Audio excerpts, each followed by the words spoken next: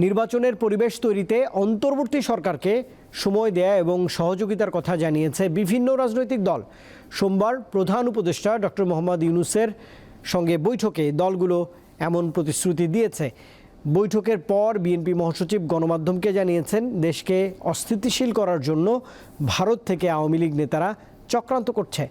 অন্তর্বর্তীকালীন সরকার গঠনের ৩ দিন পর প্রধান উপদেষ্টার আমন্ত্রণে প্রথমবারের মতো বৈঠকে বসেন রাজনৈতিক দলের নেতারা। সোমবার প্রধান উপদেষ্টার সরকারি বাসভবন যমুনায় এ বৈঠক হয়। প্রথমে বিএনপি মহাসচিবের নেতৃত্বে দলটির ৯ সদস্যের প্রতিনিধি দল প্রায় আধা ঘণ্টা বৈঠক করেন। বৈঠক শেষে বিএনপি মহাসচিব গণমাধ্যমকে বলেন, অন্তর্বর্তী সরকারকে নির্বাচনের উপযুক্ত পরিবেশ তৈরির সময় দেয়া হয়েছে। তিনি অভিযোগ করেন, শেখ হাসিনা দেশ থেকে পালিয়ে গিয়ে জনগণের বিজয় নষ্ট করার ষড়যন্ত্র করছে। এখান থেকে পালিয়ে গিয়ে ভারতে অবস্থান নিয়ে সেখান থেকে বাংলাদেশের যে বিজয় অর্জন হয়েছে জনগণের, সেই বিজয়কে নস্যাৎ করার জন্য আবার চক্রান্ত শুরু করে। এরপর বাংলাদেশ জামায়াতে ইসলামীর ১০ সদস্যের প্রতিনিধি দলের সাথে বৈঠকে বসেন প্রধান উপদেষ্টা। পরে দলটির আমির বলেন, সাম্প্রদায়িক সম্প্রীতি নষ্ট করার চেষ্টা চলছে ভারত থেকে। ছাত্র আন্দোলন ভিন্ন খাতে নিয়ে জামায়াতকে নিষিদ্ধ করা হয়েছে। ভীতি সৃষ্টি করা হচ্ছে বাংলাদেশের পরিবেশ এমন নয়।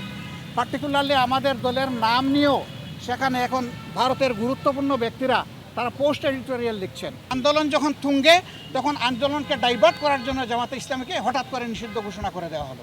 এটা সারা জাতি এই মতলব বুঝে। কেউ আমাদেরকে নিষিদ্ধ করে দিলই বলে আমরা নিষিদ্ধ হয়ে গেলাম, এটা আমরা মনে করি না। বিএনপি এবং জামাতের পর প্রধান উপদেষ্টার সঙ্গে বৈঠকে বসেন এবি পার্টি, গণ অধিকার পরিষদ ও গণসংহতি আন্দোলন সহ বিভিন্ন দলের নেতারা। এ সময় শোক দিবসের ছুটি বাতিলের দাবি জানায় গণ অধিকার পরিষদ।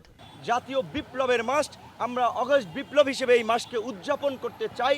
এটা আমাদের শোকের নয়, এটা আমাদের সুখের এবং শান্তির মাস। সম্প্রীতির জায়গা বাংলাদেশের মানুষ বিপুলভাবে দেখাচ্ছেন।